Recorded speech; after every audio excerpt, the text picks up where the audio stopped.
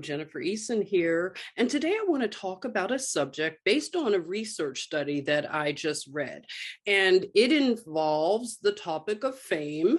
I know we've been talking about that. So the title of this research study is Being a Celebrity, the Phenomenology of Fame.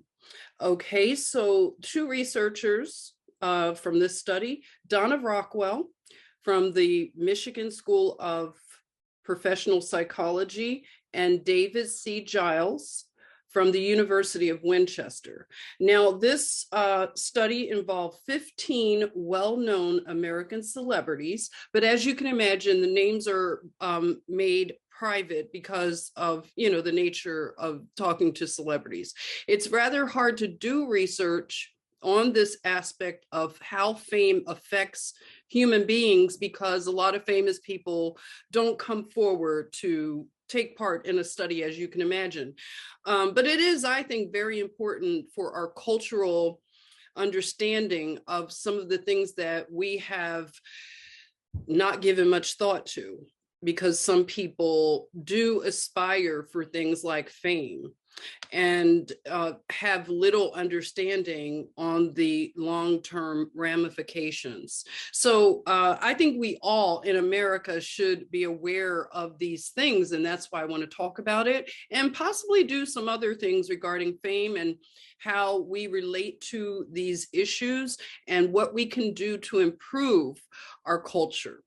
So it involved, like I said, 15 well-known celebrities. These are adult celebrities, so they didn't interview children. And the ages were between 35 and 86. I'll be referring to notes and also the study here. And I will put links to the study so you can read it for yourself. I think it's rather interesting. And the ages, like I said, 35 to 86 years old. And the gender breakdown is 11 male and 4 female.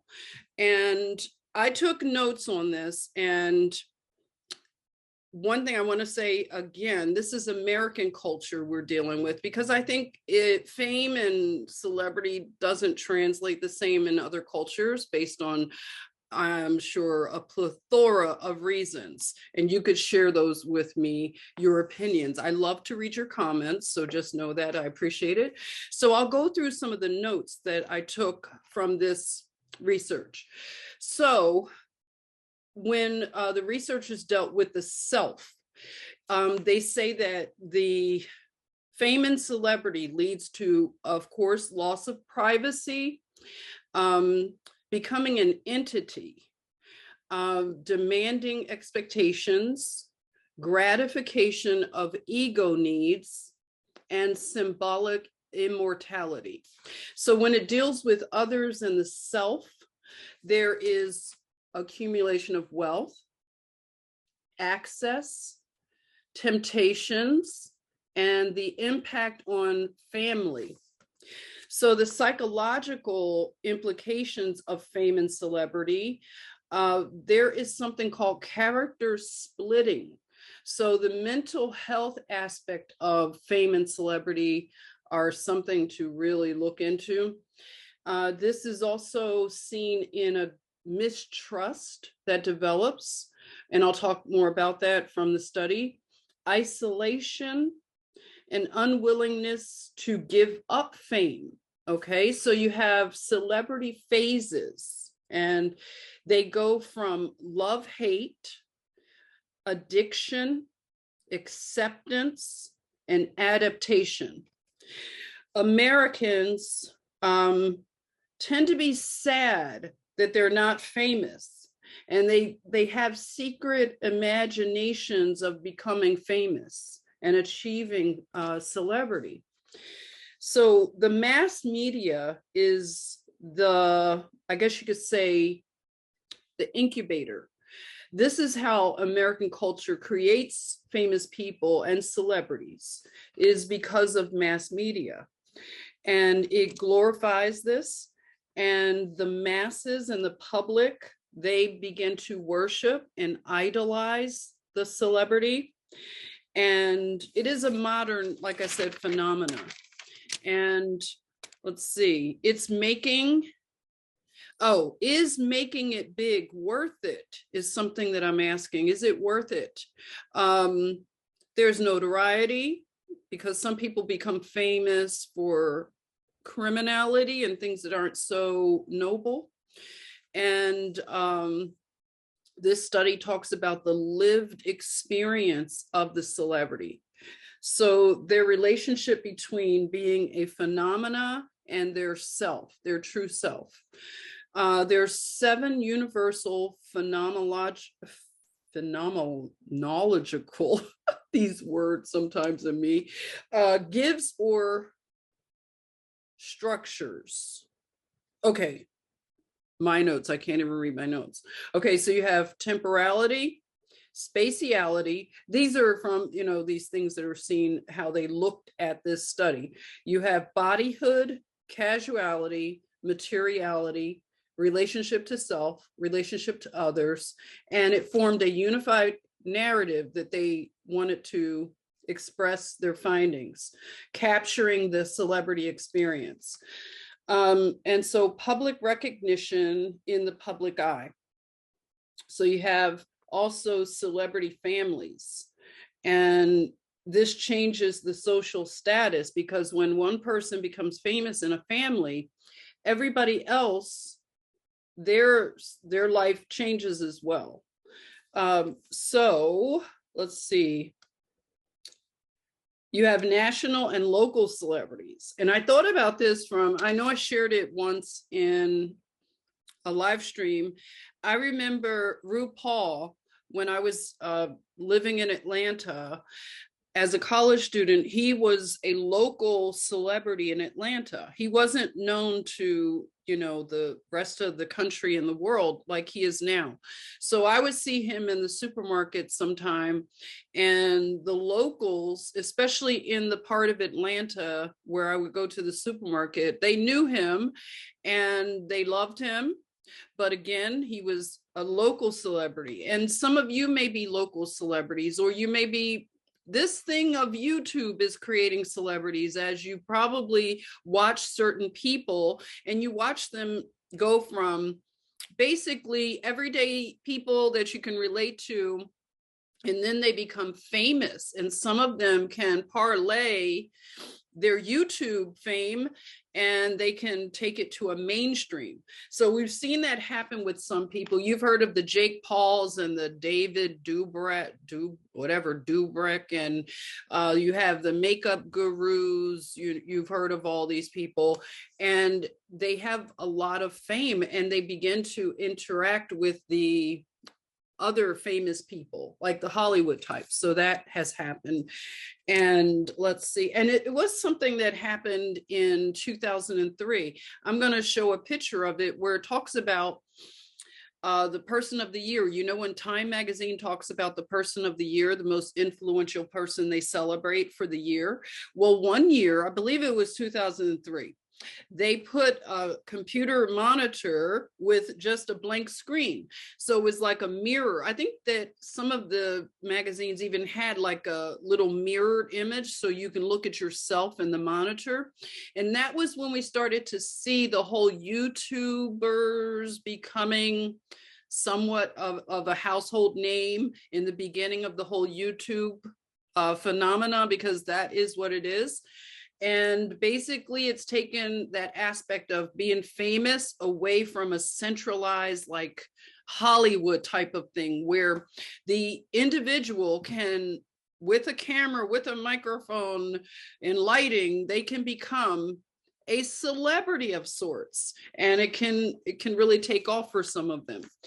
Are they prepared for it, though? That's the thing. Everyone needs to think about this, because even some people are saying that their children, when asked what they want to do, they will say, I want to be a YouTuber. Can you imagine that? So that's become an aspirational thing for a lot of young people. And we have to ask, why is that? Why do we do, even me, like, why am I doing this YouTube stuff? We have to think about it from the aspect of What is the long-term aspect? What is the effect on your life? So I just wanted to share that, and we can talk about it a little bit more, have a little two-way. So let's see. And then, I want to talk about, some of you have even been local celebrities, right? You may be the prom queen. You may be the football star from your high school. You may have been a college star that the media wrote stories about. You may have done interviews even on television, and people may recognize you when you go into local businesses or you're just out in the public. So you may have an aspect of fame and celebrity just within your microcosm of your town or city or wherever you live. So you can, appreciate that this has an effect on you and your family, right? So you become a thing when you're a famous celebrity, and it is very it depersonalizes the person, and it can be lonely at the top. We've heard the right to be anonymous is exchanged for fame, so they give up that aspect of anonymity, and privacy is very limited, as you can imagine, because the exposure of the person, it's like a light being exposed. You're seen by so many, whereas you can't hide, or you have to hide behind maybe sunglasses or disguises.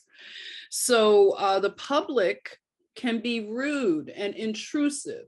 And, we have to all ask ourselves, how do we act towards people that we perceive as famous? Are we rude? Do we think about them as a human? Because we've all encountered famous people. How do you act when you see them? If they're eating dinner, would you go and interrupt them and ask for an interview, I said, or an autograph? Would you just rush up to them if you see them shopping and they may have their children? Would you ask for a selfie? It's a lot of things that it's a two-way street on how the public behaves as well. So some will seek fame by proximity to another person who's famous. And a lot of discernment has to be used by people that are celebrities and famous for a plethora of reasons, right? And they can become detached and isolated, and they'll second guess themselves a lot. So a lot of times people think that when a person is successful, say a person has done a great feat, excuse me, I have hair in my mouth. Okay, a person has done a great feat, and they may have gotten a role or won, let's see, an Olympic medal, or what is it, gotten a star role in a Broadway play or school play or movie. And what does that do? A lot of times we think that once they achieve this huge feat, that they'll be happy and they can sit back and bask in the glory, I'll say. Now, that's not necessarily true, because big accomplishments like that, especially the ones that can be scrutinized by a lot of the public eye, they will make a person, it's counterintuitive, they can make a person feel more self-conscious. They will, like I read, second guess themselves. They won't feel that celebratory thing that we would assume.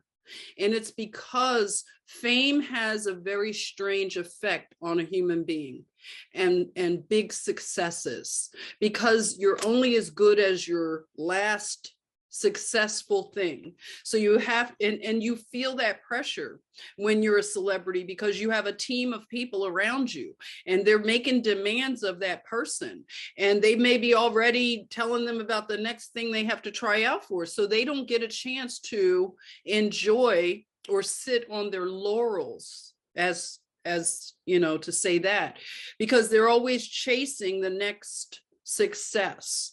So it is a fast pace of constant action. We don't see that aspect of it, but it is happening to people that chase fame. And we've heard a lot of famous people say that once they get to that pinnacle of success, they do not enjoy life anymore.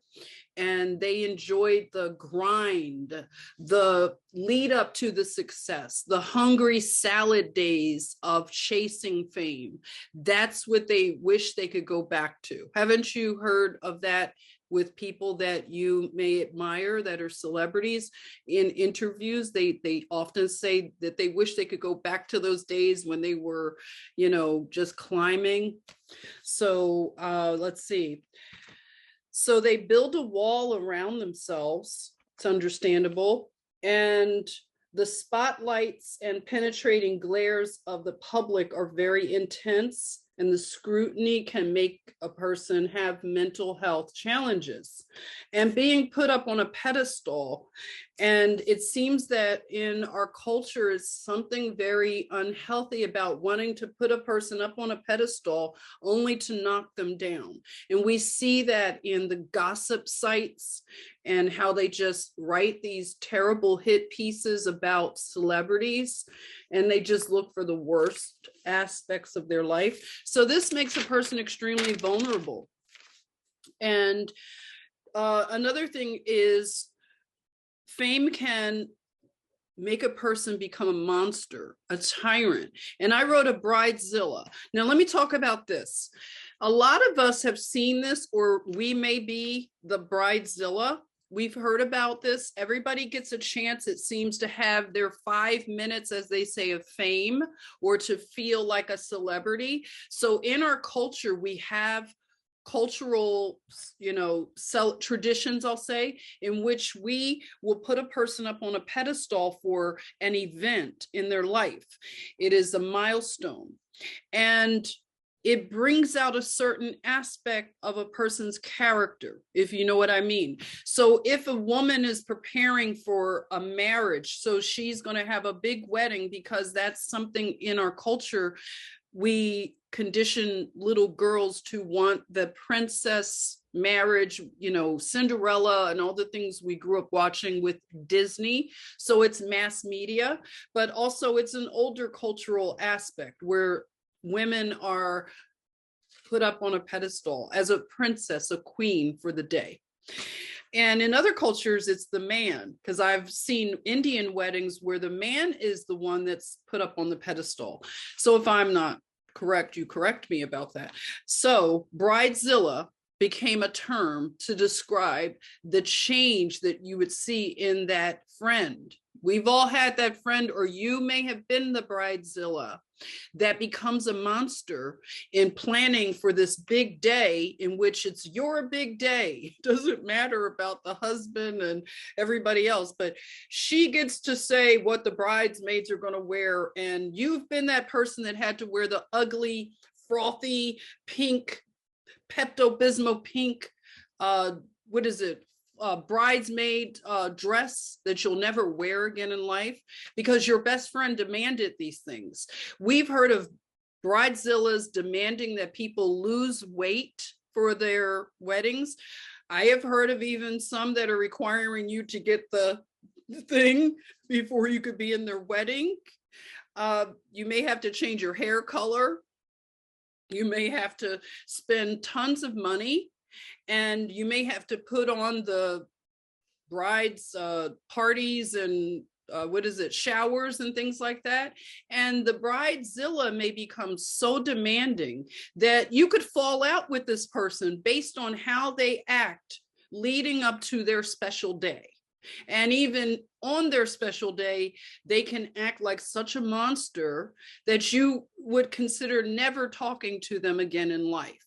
So what is that happens to people? Why do they change and become a monster? Is this a monster that's always been there? Or is it something that happens as an aspect of becoming a little celebrity for the day, right? And we see this also in certain aspects of our culture. You've seen it with the prom, the lead up to the prom. So you have the prom kids getting ready for prom and all the money that's spent to buy the prom gear. And then a lot of people have a special send off where everybody comes out. They have limousines, and now they're doing like, it looks like weddings now. Have you noticed that? Tell me if you have noticed that. Drop it below. I'd love to read it. Have you been to, or were you a parent that prepared this huge send off for your child for prom? Now, I'm not judging you, okay, because I did it. I did it to a degree. It was like me and my cousin, we wanted to do that for my daughter's prom. But a lot of people have spent a lot of money for these proms, okay? So tell me what Sweet 16, quinceañera, all these kind of things that we do. I won't get off on a tangent on that. But back to this research study. And that whole aspect of, do you know who I am? Do you know who I am?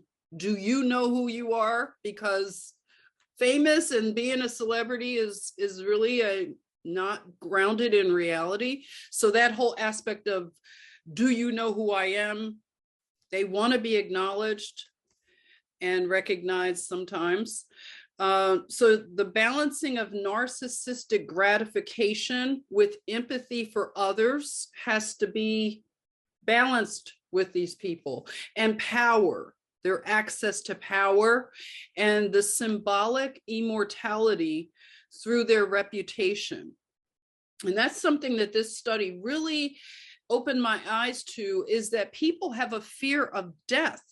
And this is really magnified through the chasing of fame and celebrity. It could be possibly that fear of death is so great that this is a way to become immortal. You can, through your reputation, through your name, through the philanthropic things that you do, you become immortal. So this is something interesting in this aspect of fame. So wealth is a byproduct of fame. And America, we don't have kings and queens, but we create them through our Hollywood stars and sometimes our political families. As you can note, we have a few, right? Don't have to name them. And they are very privileged. And let's see, they can also model conspicuous consumption. And that is really on public display. You know, they call it stunting, and they're showing off their toys, their cars, and their houses, and whatever else they have. And they get preferential treatment, and their temptations are great, and their secrets are even greater. So I wrote something down from this study that was interesting. It's called acquired situational narcissism. So a person who would normally be narcissistic, they can experience acquired situational narcissism.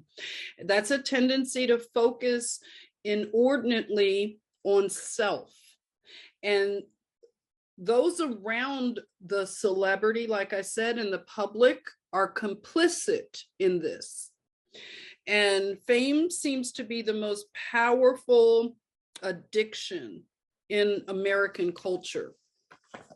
So I want to go to the study because there are a few things I want to highlight from the study subject. So this is a 34-page study, okay? And they go through they go through the people that they studied. So the love-hate, I talked about that. Let me go into that a little bit more, the love-hate of being a celebrity. So they love the ego stroking, but they hate the invasion of their privacy. So when a person's newly famous, they tend to love it a little more. And the addiction is a lure of the adoration that's very addictive, and it becomes difficult for the person to imagine living without the fame. So there's a constant quest to keep the fame going. also. So a person said that they kind of get off on this high of being famous. So it is addictive. And we know, we've heard about like the likes and the, whatever subscribe numbers. It gives a hit of dopamine to people. And we're seeing a lot of problems in younger people, especially younger girls that are on these social media platforms. And if they become a little celebrity, there is an addiction that is involved in it. It's very damaging also to a lot of young women. So then becomes acceptance of being a famous person. So that's where you see the overwhelming expectations, because a lot of times when a person's famous, a lot of people depend on them.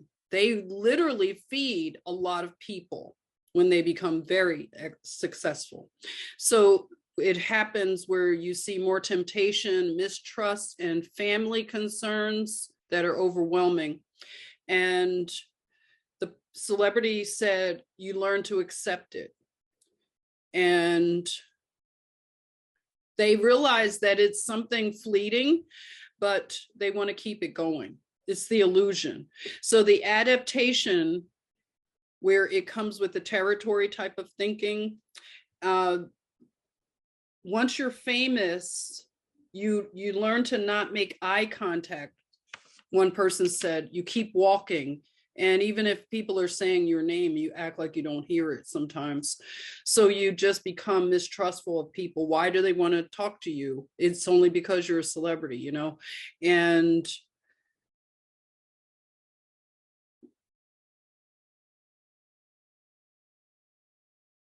so someone said it's a very unfamiliar labyrinth-like world. And they don't prepare people for this. It's really unbelievable. So one child star talked about, they were 10 years old and they were just a neighborhood kid 1 minute, and then overnight became a TV personality. And just how strange that was to realize that they were famous at 10 years old. I can't even imagine that. So let's see. Hey, talked about the demanding expectations. I want to talk about this one example of a woman who was an R&B star and what happened to her.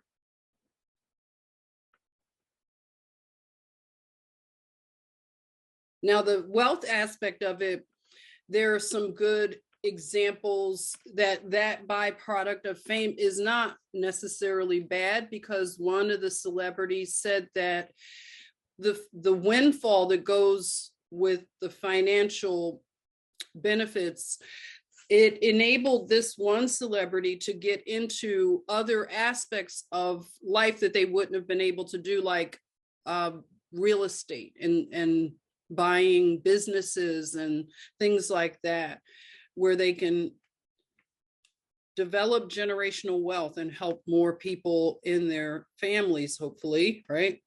Let's see. The family impact.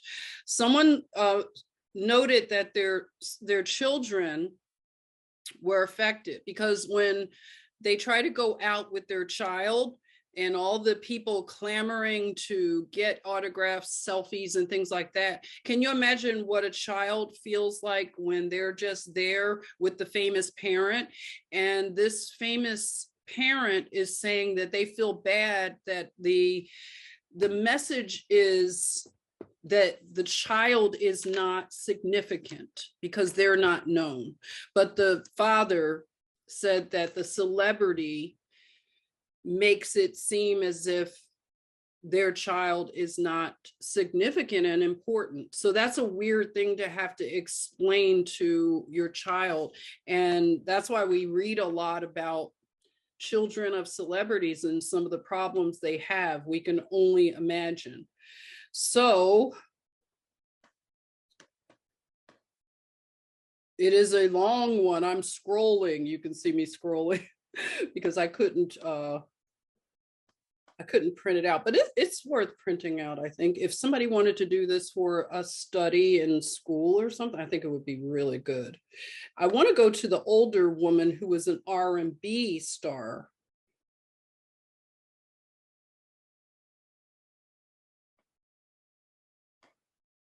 Because when a person's fame fleets, it is not a good thing. Okay.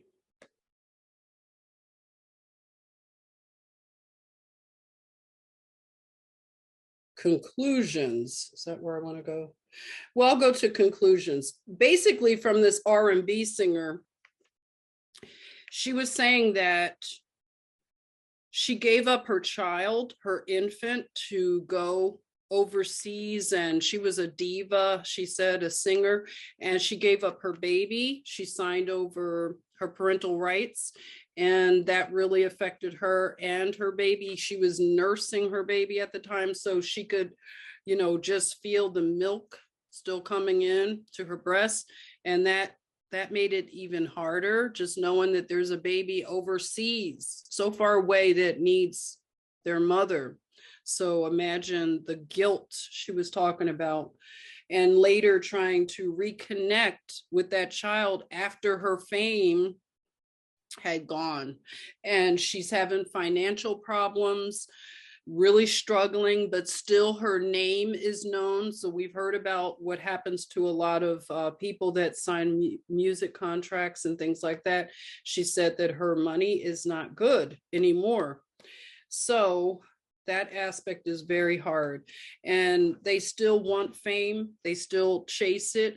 I can remember, okay, an example of the thing with singers and divas, it's very hard because it's hard to give that up, that worship, once you put yourself or allow yourself to be put in that position.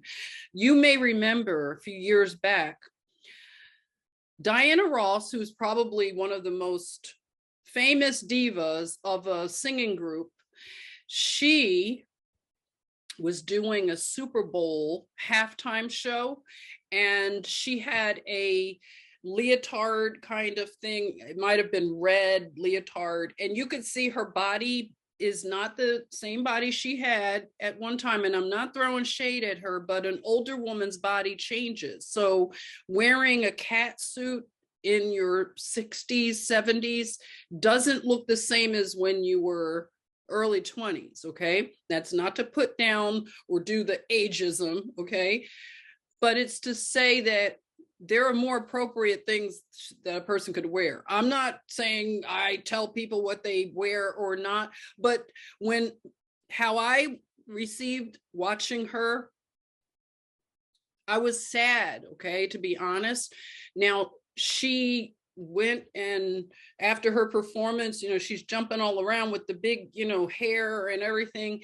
And she gets up on a helicopter. They kind of do a dramatic ending to her concert, and she gets lifted out of the stadium on a helicopter. So it's pretty dramatic. But after her performance, honestly, I felt a little, I was cringing, because the whole thing just didn't seem like something that, I don't know, I would want to see in a singer on her caliber doing it. It was like this grasping to hold on to youth. So I didn't like it. It was just me personally, okay, did not like seeing her, I guess, resort to that. It just seemed desperate.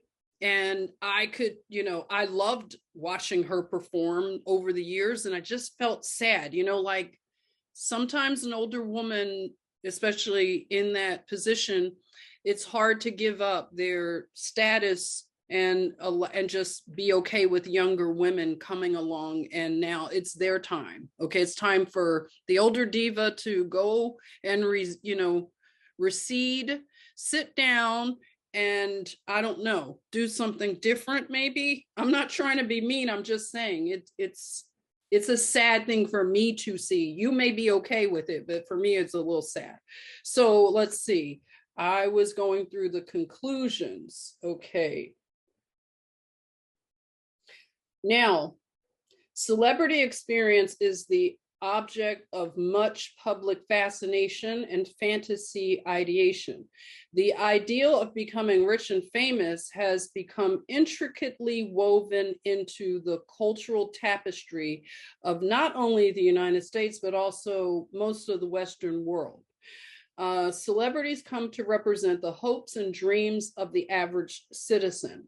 Therefore, the study of the world of fame, its social relevance, and the role it plays in American culture helps define us as a people.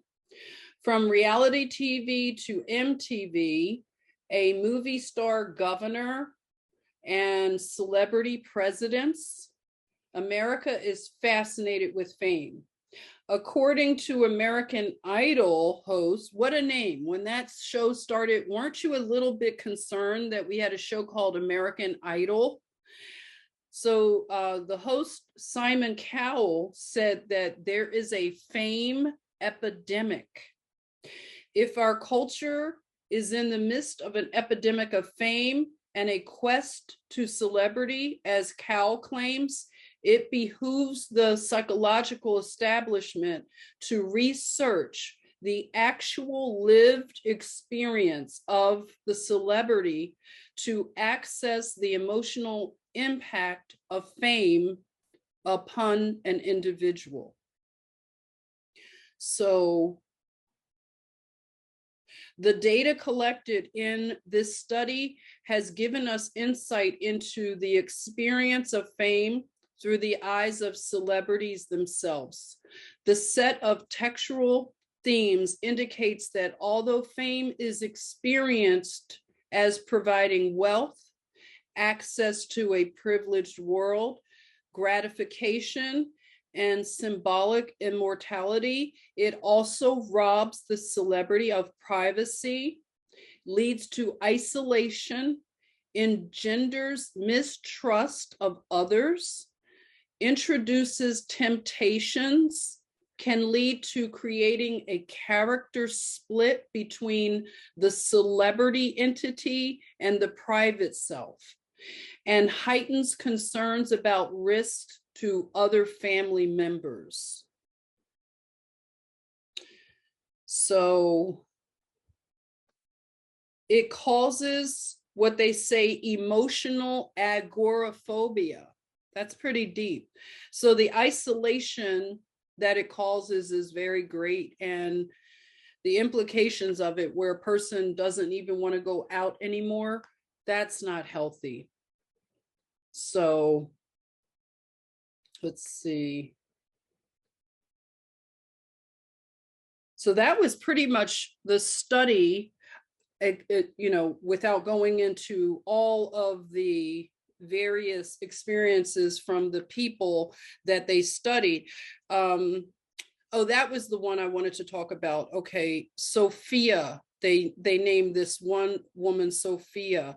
The one that I said, she was now in her 60s, I believe. She used to be a former rhythm and blues superstar. So this was a pretty big name. Like I said, they changed the names of the people, but her fame is over now. She used to be famous. So that's a terrible thing, like a has been, as they say.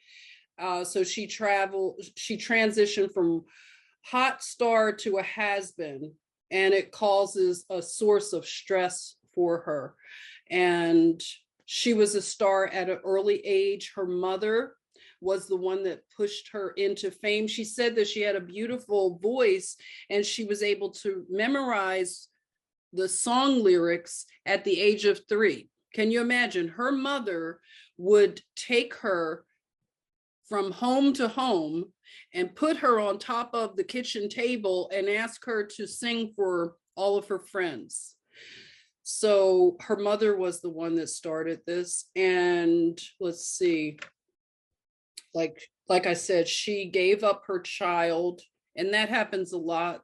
The people behind the celebrities will encourage them to have abortions and give up their children, or not get pregnant, not get married. because being single helps their image. And let's see, at this point, oh, she was saying that she became friends with her fans more so than the people close to her, because another celebrity in this study mentioned that when they became famous, all of their older friends, even though they would try to still connect with them, there was an elephant in the room. Their fame was the elephant in the room. And they said a lot of their older friends just stopped contacting them, just didn't want to be around them, because their success made their friends feel like nobodies. And that's pretty bad. I can actually share an example of that, and you probably have those examples. If you have a family member who has become famous, like myself, I have a family member that became famous, and it was hard, very hard, because you know things about this person. So when you're around them and their celebrity friends, they have to kind of coach you and tell you, don't talk about this, don't talk.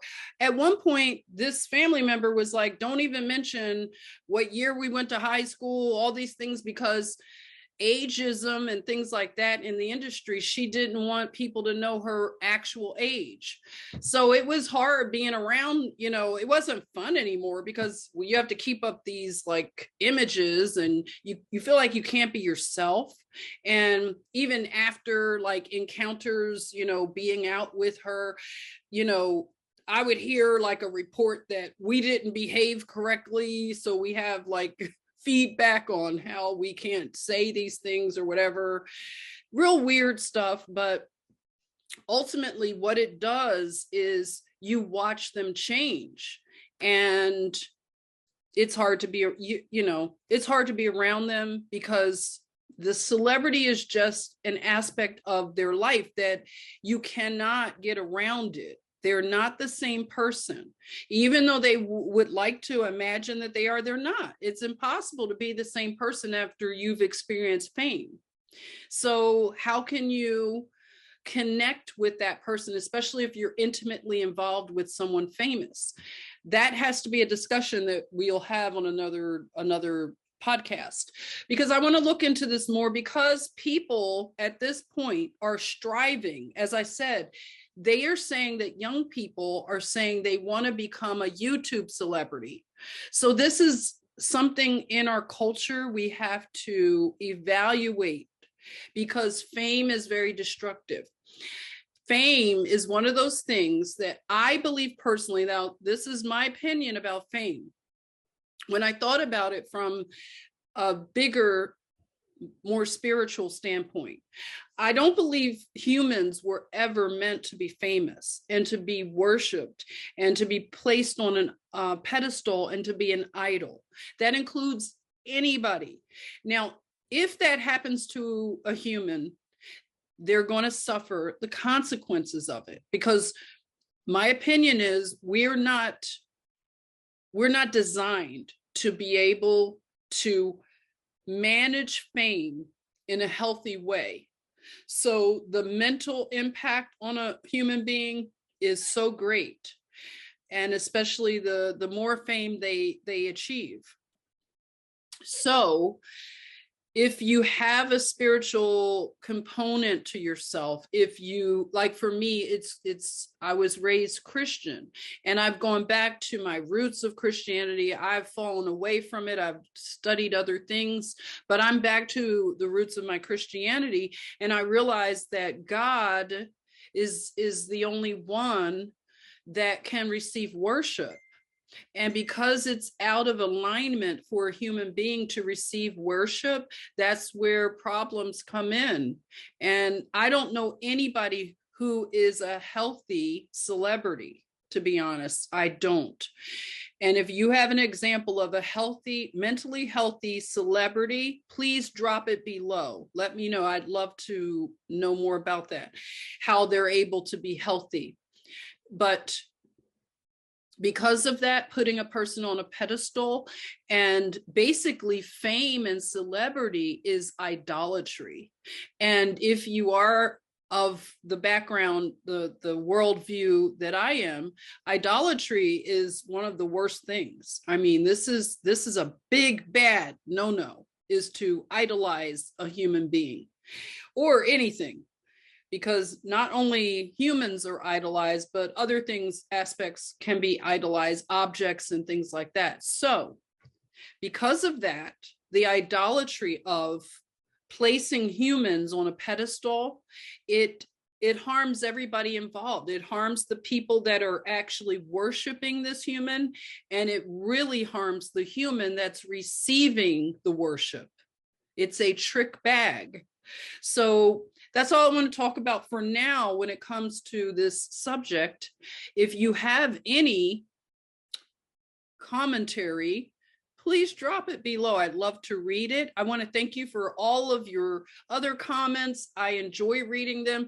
Forgive me if it takes me a while to get back to you with your comments, because I really do love reading them.